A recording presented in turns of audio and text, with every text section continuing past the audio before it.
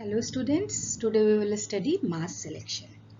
पिछले टर्न पे हम लोगों ने मेथड ऑफ सिलेक्शन देखा था, जिसमें हम लोग ने पहला टॉपिक पढ़ा था pure line selection. Pure line selection हमने आप लोगों को बताया था कि प्योर लाइन सिलेक्शन जो है वो आपका सिर्फ सेल्फ पॉलिनेटेड क्रॉप में होता है। आज हम लोग मास सिलेक्शन देखेंगे। मास सिलेक्शन की खास बात यह है कि ये सेल्फ पॉलिनेटेड और क्रॉस पॉलिनेटेड दोनों में ही हो सकता है। अब देखिए मास सिलेक्शन होता क्या है। Mass selection refers to a method of crop improvement in which individual plants are selected on the basis of phenotype from a mixed population. Their seed are bulked and used to grow next generation to next generation. एक ये चीज़ है कि pure line selection में भी आपने देखा था, हालांकि मास सिलेक्शन जो है ओल्डेस्ट मेथड है। मास सिलेक्शन में हम पॉपुलेशन को इंडिविजुअल पॉपुलेशन को हम ग्रो कराते हैं, जो कि उनके फिनोटाइपिक बेसिस पे हम उसको फिर जो है बल्क में हम एक तरह से ग्रो कराते हैं, मास में ग्रो कराते हैं, और उनके फिनोटाइप के बेसिस पे हम उसको छांटते हैं और नेक्स्ट जनरेशन में हम ग्रो कराते हैं। ये आपका प्लांट ब्रीडिंग का ओल्डेस्ट मेथड है। ये दोनों आपको हमने जैसे बताया था, सेल्फ और क्रॉस पॉलिनेटेड दोनों क्रॉप में ये हो सकता है। इसका ऑब्जेक्टिव क्या होता है? It to increase the frequency of superior genotype from a genetically variable population. ये आपका मेन चीज़ है। हमारा जो भी प्लांट ब्रीडिंग का ऑब्जेक्टिव है वो हमको सुपीरियर वैरायटी जनरेट करना है। तो यहाँ पे सुपीरियर वैरायटी जो हमारे पास मास में कलेक्शन है प्लांट का, उस पे जो सुपीरियर वैरायटी है उसको लेकर चलने का प्रोसेस है। Purify a mix population with differing phenotype. इसमें क्या है कि आप जैसे आपके पास 10 प्लांट हैं, आपने किसी एक को लिया, 2 को लिया, उसको फर्दर आपने खूब ढेर सारे बल्क में उस पर्टिकुलर प्लांट की सीड्स को लेकर ग्रो कराया। अब जो है इस पर्टिकुलर प्लांट को जब आप फर्दर ग्रो कराएंगे तो अब उसकी जो जनरेशन होगी वो अधिक होगी। तो एक तरह से हम ईयर बाय ईयर हम उसको प्योरिटी भी उसकी इम्प्रूव करते जाते हैं। Depending upon a new cultivar by improving the average performance और develop a new cultivar by improving the performance of the population. इसमें यह है कि बार बार, चूंकि ये आपका क्रॉस पॉलिनेटेड क्रॉप में भी होता है, बल्कि क्रॉस पॉलिनेटेड के लिए ये बेटर सूटेड है। तो उसमें क्या है, जब आपने एक तरह के आपको जो पसंद है क्रॉप उसको आपने ग्रो कराई, फर्दर हर साल उसमें इम्प्रूवमेंट होता रहा, तो उसको ये है कि परफॉर्मेंस अगली बार हो सकता है और इम्प्रूव हो, और वो आप फर्दर उस क्रॉप को लेकर चलते हैं आगे। अब देखिए मास सिलेक्शन के मेन फीचर्स क्या है। पहला आ जाइए जेनेटिक कॉन्स्टिट्यूशन पे। हमने बताया कि ये दोनों क्रॉप पे हो सकता है, सेल्फ पॉलिनेटेड और क्रॉस पॉलिनेटेड। सेल्फ पॉलिनेटेड जो क्रॉप होगी वो अगर एक सिंगल क्रॉप को देखा जाए तो वो होमोजाइगस होगी, लेकिन चूंकि उसको आप मास में ग्रो करा रहे हैं, ढेर सारा ग्रो करा रहे हैं, तो जो एक पर्टिकुलर प्लांट होगा वो तो होमोजाइगस होगा, लेकिन जो पॉपुलेशन होगी वो हेट्रोजाइगस होगी। तो वो उसमें जो है एक तरह से वो मिक्सचर ऑफ ढेर सारी प्योर लाइन का वो मिक्सचर होगा। लेकिन जब हम क्रॉस पॉलिनेटेड में आएंगे तो ये जो आपका वो एक्चुअली हेट्रोजाइगस कंडीशन होगी, और हमें अगर होमोजाइगस है भी तो हम जानते नहीं है, तो होमोजाइगस और हेट्रोजाइगस दोनों का वो मिक्सचर होगा, और जो पूरी वैरायटी होगी वो आपकी हेट्रोजाइगस होगी। तो एक तरह से ये हुआ कि ये एक तरह से हेट्रोजाइगोसिटी को प्रमोट करा है। हेट्रोजाइगोसिटी को प्रमोट करने का मतलब कि आपका वेरिएशन, जेनेटिक वेरिएशन को प्रमोट है। जेनेटिक वेरिएशन का मतलब आपके एक तरह से वेरिएबिलिटी आपने उसको बढ़ाई है। वेरिएबिलिटी जहाँ बढ़ेगी वहाँ एडेप्टेशन की गुंजाइश अधिक होगी। पिछले टर्म में हमने बताया था प्योर लाइन बहुत चीज़ों में बहुत अच्छा है, लेकिन उसकी एक कमी आती है कि वो एडेप्टेशन की उसकी कमी आती है कि वो कोई ज़रूरी नहीं है कि वो हर जगह उसी तरह परफॉर्म करे जिस जगह आपने चुना है उस जगह परफॉर्म करा है, या हर जगह एक तरह का परफॉर्मेंस नहीं होगा। एडेप्टेशन उसका नैरो होता है, जबकि मास सिलेक्शन एक तरह से नेचर से होते हुए सिलेक्शन किया है। तो ये सिलेक्शन आपका काफ़ी आपका एडेप्टेशन इसका अच्छा होता है, वाइड एडेप्टेशन होता है इसका। मास सिलेक्शन वैरायटी है wide adaptation. Variety are more stable against environmental change, क्योंकि एडेप्टेशन है तो मोर स्टेबल एनवायरमेंटल चेंज के प्रति ज़्यादा स्टेबल है। हेट्रोजीनिसिटी प्रोवाइड बेटर बफरिंग कैपेसिटी, ये एक खास बात है, क्योंकि ये हेट्रोजीनियस पॉपुलेशन है, बफरिंग कैपेसिटी अधिक है। कोई एक डिसीज जैसे पिछले टर्न पे किसी ने पूछा था कि मैम अगर डिसीज़ आ गई तो प्योर लाइन हो सकता है पूरी हट जाए, लेकिन हेट्रोजाइगोसिटी जहाँ पे है, हेट्रोजेनिसिटी है, वहाँ पे आपका हो सकता है कुछ ऐसे प्लांट्स हों जो उस पर्टिकुलर डिसीज़ के लिए रेजिस्टेंट हों, फर्दर उनको ग्रो करा सकते हैं। तो एक तरह से बेटर बफरिंग कैपेसिटी ये प्रोवाइड करता है। मास सिलेक्शन वैरायटी है बॉर्डर जेनेटिक बेस, जाहिर सी बात है बहुत ही वैरायटी को लेकर चला गया है, ब्रॉडर जेनेटिक बेस है इसका।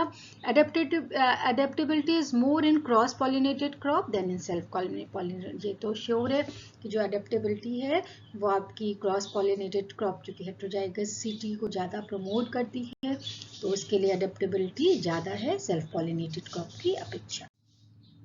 उसके अलावा वेरिएशन, मास सिलेक्शन में वेरिएशन खूब अच्छे से होता है। They are composed of several pure line in self pollinated crop of several homo और heterozygous genotype in cross pollinated crop. तो ये एक बात है कि इनमें बहुत वेरिएशन है। That is heritable variation in mass selection. ये एक चीज़ आपका जो है पिछले टर्म पे आपने देखा था प्योर लाइन में हम बताया था, जो भी वेरिएशन है वो इन्वायरमेंटल है, कोई भी आपका हेरिटेबल नहीं है। लेकिन मास सिलेक्शन में हेरिटेबल वेरिएशन को प्रेफर भी किया जाता है, और वो है मतलब एक एज अ इसके जो वेरिएशन होते हैं वो हेरिटेबल हो सकते हैं। The heritable variation provide good buffering capacity, और यही एक उसका एक प्लस पॉइंट भी है कि उसमें हेरिटेबल वेरिएशन की वजह से उसमें बफरिंग कैपेसिटी होती है, रेजिस्टेंस या एडेप्टेबिलिटी अधिक हो जाती है। Selection is effective due to presence of heritable variation. अब सिलेक्शन इसीलिए इफेक्टिव है क्योंकि वेरिएशन जो है वो आपका हेरिटेबल है। नेक्स्ट आ जाइए quality. The variety developed by mass selection is less uniform in quality of seed than pure lines due to presence of head. ये एक इसका थोड़ा सा ड्रॉबैक भी होगा। क्वालिटी जो होगी मास सिलेक्शन में, हमारा सबसे बड़ी बात जो भी सीड्स हैं वो आपका सर्टिफाइड है। इसमें जो है सर्टिफिकेशन में भी थोड़ी मुश्किल आती है, और हम ये नहीं कह सकते क्योंकि हेट्रोजाइगस है तो इसमें वेरिएशन और वेरिएशन जो भी है वो आपका हेरिटेबल है, इसलिए थोड़ा सा ये क्वालिटी के लिए हम अश्योर नहीं हो पाते हैं। रेजिस्टेंस तो होता है फिर भी। Mass selection variety are less prone to attack of new diseases due to genetic और दे आर मोर रेजिस्टेंट और टॉलरेंट टू न्यू डिसीजेस। तो ये एक बात है कि प्योर लाइन की अपेक्षा इसमें रेजिस्टेंस अधिक होता है, बफरिंग पावर अधिक होता है। Maintenance, periodic removal of type planters. इसमें यह है कि जो मेंटेनेंस इसको करते हैं कि धीमे धीमे अगर आपकी अच्छी वैरायटी है, आपने खराब प्लांट्स को हटा दिया, मान लीजिए ढेर सारे अच्छे प्लांट है, इसमें पॉजिटिव और नेगेटिव दोनों होता है, दोनों ही तरह का मास सिलेक्शन होता है। मास में आपने 100 प्लांट लगाया, उसमें आपको 88 सीड दिख रहा है तो आपने 20 हटा दिए जो आपको ठीक नहीं दिख रहा है, तो रिमूवल ये नेगेटिव एक तरह से मास सिलेक्शन है, लेकिन धीमे धीमे उनको रिमूव करते जाते हैं तो एक हमें जो वैरायटी मिलती है वो पॉजिटिव या हमारी पसंद की वैरायटी होती है। टाइप्स ऑफ मास सिलेक्शन, अब ये दो तरह का हो सकता है, पॉजिटिव मास सिलेक्शन और नेगेटिव मास सिलेक्शन। पॉजिटिव मास सिलेक्शन में हम डिजायर्ड क्रॉप को सिलेक्ट करते हैं, और नेगेटिव मास सिलेक्शन में हम अनडिजायर्ड प्लांट को निकालते हैं। ये बेसिक फंडा है। आप देख लीजिए इसमें क्या क्या चीज़ें हैं। Desirable plant are selected from a mixed population. जब भी हम मास सिलेक्शन की बात हम करते हैं वहाँ पे हम मिक्स्ड पॉपुलेशन लेते हैं। Their seed are mixed together to grow further generation. This process is continued to several years. Old variety और land races are used as the base material. इसमें कभी भी मास सिलेक्शन इसीलिए एडेप्टेबिलिटी अधिक है क्योंकि पिछले टर्न पे आपको हमने बताया था कि जो लैंड रेसेस होती हैं वो एक्चुअली नेचुरल सिलेक्शन से बनी होती हैं। उन्हीं को नेचुरल सिलेक्शन हर हालत में टफ होता है, और नेचुरल सिलेक्शन हर हालत में एडेप्टेबिलिटी बढ़ाता है। तो जो ओल्ड वैरायटी है, लैंड रेसेस इसकी बेस मटेरियल है, उसको लेकर हम सिलेक्शन करते हैं, तो इस पर्टिकुलर वैरायटी की भी एडेप्टेबिलिटी अधिक होती है। नेगेटिव सिलेक्शन में क्या करते हैं, only undesirable off types of plant are remove from the field and rest is allowed to grow. उसमें केवल जो आपको अनडिजायरेबल प्लांट है उसको हम रिमूव कर देते हैं, उनकी सीड हम कलेक्ट ही नहीं करते। जनरली यूज फॉर वैराइटल प्यूरिफिकेशन, इस प्रोसेस को वैराइटल प्यूरिफिकेशन के लिए यूज किया जाता है। Help in maintaining high level of genetic purity. तो नेगेटिव मास सिलेक्शन जेनेटिक प्योरिटी को इम्प्रूव करने के लिए किया जाता है। अब देखा जाए मास सिलेक्शन जो है उसकी सक्सेस किस चीज़ पे डिपेंड करती है। पहला है वेरिएबिलिटी इन बेस पॉपुलेशन, दूसरा है mode of inheritance of character to be improved. अब जो आपने पहला तो आपने जो पॉपुलेशन लिया उसमें आप में वेरिएबिलिटी होनी चाहिए, जितनी अधिक वेरिएबिलिटी होगी उतनी अधिक बफरिंग कैपेसिटी होगी। फिर जो आप कैरेक्टर चाहते हैं कि वो अगली जनरेशन में पास हो, वो अगली जनरेशन में पास भी होना चाहिए। तो इनहेरिटेंस ऑफ कैरेक्टर, जो इम्प्रूव कैरेक्टर है वो आपका अगली जनरेशन में, ये भी उसकी सक्सेस पे डिपेंड करता है। जो कैरेक्टर्स होंगे वो हेरिटेबल होने चाहिए। आपने कुछ डिजायर्ड कैरेक्टर का प्लान चूज किया और वो इन्वायरमेंटल नहीं होना चाहिए, वो इनहेरिटेबल होना चाहिए। ऑलिगोजेनिक रिसेसिव कैरेक्टर्स देन ये जो है जो अगर रिसेसिव कैरेक्टर्स हैं तो जो है ऑलिगोजेनिक होने चाहिए, ना कि पॉलीजेनिक होने चाहिए। अब देखा जाए मास सिलेक्शन यूज कहाँ कहाँ हो रहा है, उसका क्या एप्लीकेशन है। तो पहला है इम्प्रूवमेंट ऑफ देसी और लोकल वैरायटी। जैसे ये मिक्सचर है बहुत तरह की जीनोटाइप का, तो उनमें किसी में डिसीज रेजिस्टेंस होगा, किसी में मैच्योरिटी टाइम अलग होगा, कोई हमारे यूज़ का होगा, कोई नहीं भी होगा। तो हम क्या करते हैं, उनको एक साथ मास में हमने ग्रो कराया, तब उसमें जो है लोकल वैरायटी में एक तरह से हमें ढेर सारी जीनोटाइप का पूल मिला हुआ है। अब हम करेंगे कि क्या करेंगे कि जो हमारे रिक्वायर्ड कैरेक्टर नहीं है उसको हम एलिमिनेट कर देते हैं। उसके बाद जो है जो न्यू वैरायटी होती है वो केवल सुपीरियर प्लांट की होती है और वो ओरिजिनल वैरायटी या देसी वैरायटी से इम्प्रूव ही आई हुई होती है। इसका मतलब वो उसकी सर्वाइवल या एडेप्टेबिलिटी अधिक होती है। तो पहला तो ये है कि इम्प्रूवमेंट ऑफ देसी और लोकल वैरायटी। दूसरा देख लीजिए purification of existing pure line variety. अब ये जो है जो इसमें जो है वैरायटी जो है आपकी कई प्योर लाइन हो सकती है, कई आपकी हेट्रोजाइगस भी वैरायटी हो सकती है। तो आपका इसमें क्या होता है कि आपका pure line tends to become variable with time due to mechanical mixture. Variability आती है प्योर लाइन में नेचुरल हाइब्रिडाइजेशन और म्यूटेशन के द्वारा भी। Therefore, it is necessary that the purity of pure line varieties be maintained through regular mass selection. हाँ, तो इस समय जो मास सिलेक्शन का यूज हो रहा है वो केवल क्या कहते हैं आपका प्योर लाइन की प्योरिटी को मेंटेन करने के लिए। और मतलब आपके पास 100 प्योर लाइन की वैरायटी हो, 100 को आपने मास सिलेक्शन मास में ग्रो कराया, तो जो आपकी अच्छी वैरायटी है उसके तो आपने सीड कलेक्ट कर लिए, जो आपको नहीं लग रहा है कि वो आपके काम की नहीं है तो उसका आप एलिमिनेट कर देते हैं। इस समय मास सिलेक्शन बहुत अच्छे, जो मास सिलेक्शन का जो इस समय बेस्ट यूज हो रहा है जो प्योर लाइन की प्योरिटी को मेंटेन करने के लिए हो रहा है। Mass selection is generally important and practiced in cross-pollinated plant and it is limited effect in self-pollination. Mass pollination जो कि heterozygosity को प्रमोट करता है या इसमें वेरिएशन ही इसका एक खास क्राइटेरिया है, तो इसलिए ये क्रॉस पॉलिनेटेड क्रॉप के लिए ज़्यादा बेटर सूट करता है। अब क्या क्या स्टेप्स होती है इसमें ये देखा जाए।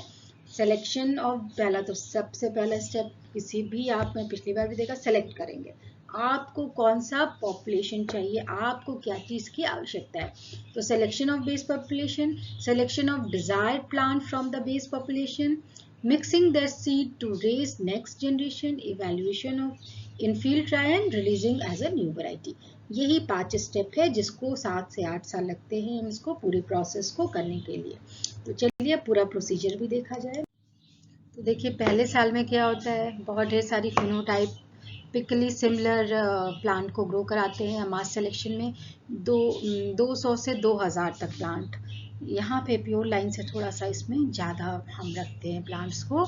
तो a large number of phenotypically similar plant are selected for the vigour, plant type, disease resistant extra. तो बहुत ढेर सारे जो हमारे पास जो करेक्टर्स हैं, जो रिक्वायर्ड करेक्टर्स है उनको हम लेकर उस पर्टिकुलर प्लांट को फील्ड में हम ग्रो कराते हैं।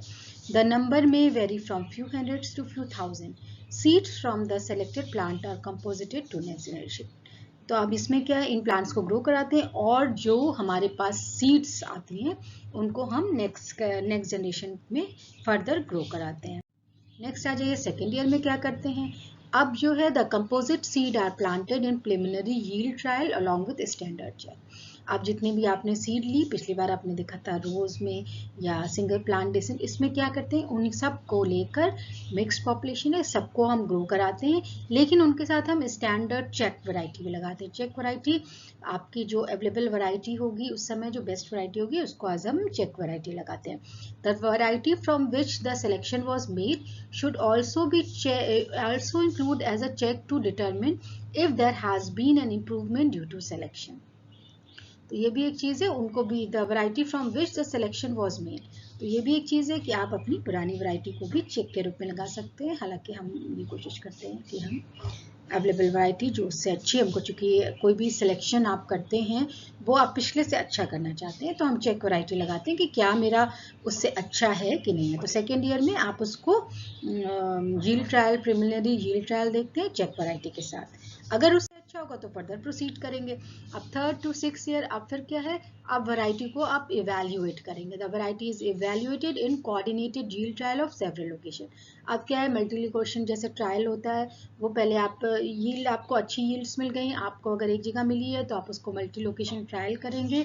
उसके बाद फिर ये काम आपका 3rd से 6th ईयर तक होगा। 7th ईयर द वैरायटी में be release for cultivation if found suitable and if recommended. अब ये है कि मतलब जब अगर ये आपका सारे ट्रायल्स में, मल्टी लोकेशन ट्रायल्स में ये अगर आपका सफल हो जाता है तो आपको 7th ईयर में ये आप, अगर ये रिकमेंडेड होता है तो ये आप ये प्लांट, पर्टिकुलर प्लांट आप वैरायटी के रूप में रिलीज कर सकते हैं। अब एक बार फिर अगर प्रोसीजर आप इस तरह देख लें डायग्राम के रूप में, तो फर्स्ट ईयर में आपने ढेर सारे प्लांट को ग्रो कराया।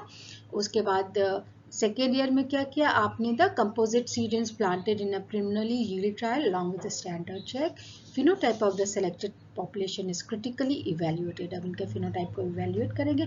फर्दर फिर 3rd से 5th ईयर में promising selection are evaluated in coordinated yield trial at several location, released as a new variety if superior to the check variety। अब रिलीज नई वैरायटी के रूप में तभी होगा अगर पिछली वैरायटी से वो सुपीरियर होगा। अगर सुपीरियर वैरायटी मिल जाती है तो उसके बाद 6th या 7th ईयर में ये मल्टी लोकेशन और डिस्ट्रीब्यूशन होता है, सीड मल्टीप्लिकेशन और डिस्ट्रीब्यूशन होता है। ये यहाँ से ये साल आपका ये बढ़ भी सकता है जैसी आपकी रिक्वायरमेंट हो या जैसा क्रॉप आपने लिया हो। अब चलिए इसकी मेरिट्स और डिमेरिट्स देख लिया जाए। तो मेरिट्स से good method for old and land races variety, good for purification of improved variety, more stable than pure line due to heterozygosity, good protection against disease and pest, simple and quick method for improvement, applicable in both self and cross pollinated crop। तो इसमें खास बात यह है कि पहली बात तो ये जो आपकी ओल्ड वैरायटी थी या आपकी जो लोकल वैरायटी थी या जो लैंड डिसीज थे उसको इम्प्रूव करने के लिए है।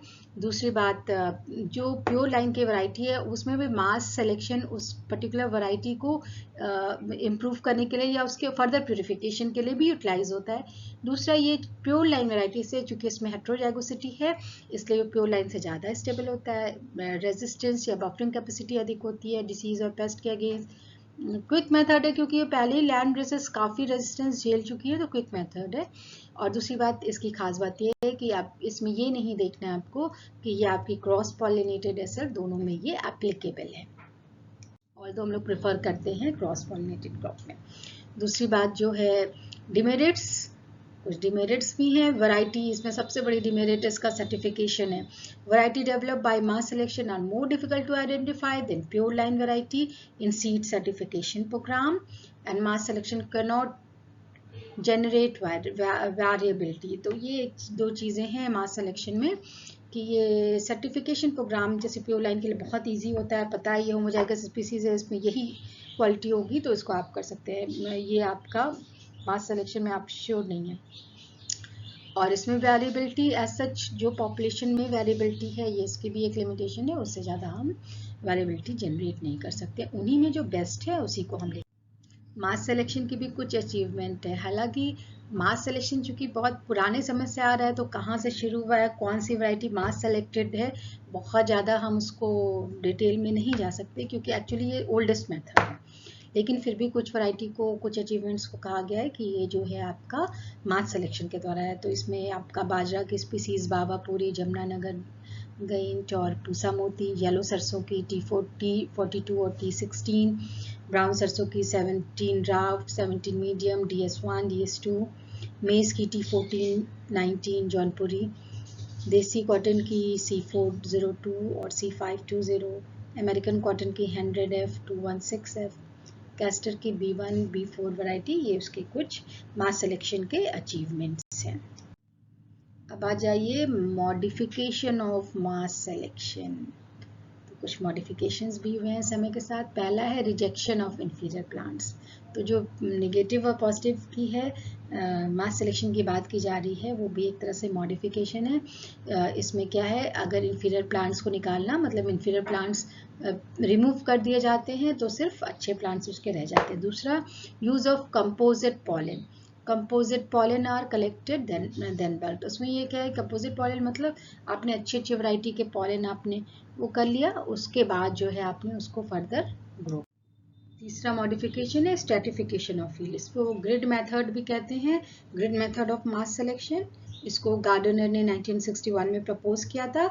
इसमें क्या करते हैं, छोटे छोटे प्लॉट्स में 40-50 प्लांट्स के प्लॉट में आप पौधों को ग्रो कराते हैं। उसमें जो सबसे अच्छे प्लांट्स होते हैं सुपीरियर, उसको आप सेलेक्ट करते हैं, उनको आप एक साथ कलेक्ट करके फर्दर फिर नेक्स्ट जनरेशन में ग्रो कराते हैं। यही मेथड है stratification of field. Field is divided into several small plots, example having 40 to 50 plants each. Superior plants are selected in each small plot. Seeds are selected and composited for next generation. Fourth modification है plants of single genotype. A single cross hybrid are planted as check after every 1, 2 or 4 plant of the variety under selection. The yield of the plant under selection are expressed as percentage of the yield of the nearest check plant. This scheme is designed to minimize the environmental influence of the yield of the plant being selected and employs the principle of contagious control. इसमें क्या करते हैं आप, जो है एक single genotype के plant जिसको आप चेक के रूप में लेते हैं उसको आप सेलेक्ट करते हैं और हर दूसरे या चौथे प्लांट के बीच में आप लगाते हैं उसको। अब जो आपने प्लांट ग्रो कराया जिसका आपको जीनोटाइप नहीं पता है या जिसको आप लेकर चल रहे हैं, उस चेक से उसका परसेंटेज यील्ड कितना है या उसको आप पर्टिकुलर चेक के बेस पे आप उसको देखते हैं। और इसमें जो है इन्वायरमेंटल, चूंकि आपने बीच बीच में चेक लगाया हुआ है तो आपको ये पता है कि इन्वायरमेंटल इन्फ्लुएंस की वजह से नहीं है, ये आपका उस पर्टिकुलर प्लांट का कैरेक्टर है। तो इस तरह से हम इसको एक सिंगल जीनोटाइप को भी मॉडिफाई करके हम जो है मास सिलेक्शन को एक तरह से ये भी मास सिलेक्शन का मॉडिफिकेशन है जिसे आज यूटिलाइज किया। नेक्स्ट आ जाइए कंक्लूजन पे। तो मास सिलेक्शन का अगर हम एक दो लाइन में बोलना चाहें तो यही बोलेंगे कि मास सिलेक्शन केवल फिनोटिपिक परफॉर्मेंस या उसी वेरिएशन पे बेस है। दूसरा बात यह है कि दोनों तरह की क्रॉप में हो सकता है, सेल्फ और क्रॉस पॉलिनेटेड क्रॉप में, और ये मेन आपका यूटिलाइज होता है इम्प्रूवमेंट ऑफ लोकल या देसी वैरायटी या लैंड रेसेस के लिए। रेफरेंसेस के लिए हर बार यही कहते हैं कि आप BD सिंह की book principle and method of BD Singh आप देख लीजिए। Thank you.